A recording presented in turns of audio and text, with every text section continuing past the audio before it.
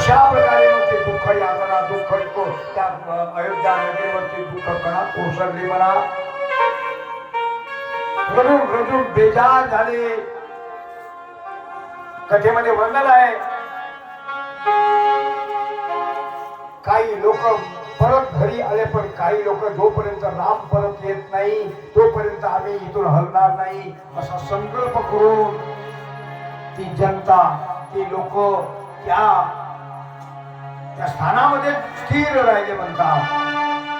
14 वर्षापर्यंत अंगावर पाऊस ऊन थंडी आणि इत्यादी सहन करीत फक्त रामाच्या नामस्मरणाने ते जगू लागले. कथा म्हणते आम्हाला आणि वस्तुस्थिती सत्य आहे. पण त्याला अध्यात्म त्या इकडून तिकडे तिकडून इकडे त्याचे आवागमन करीत असे.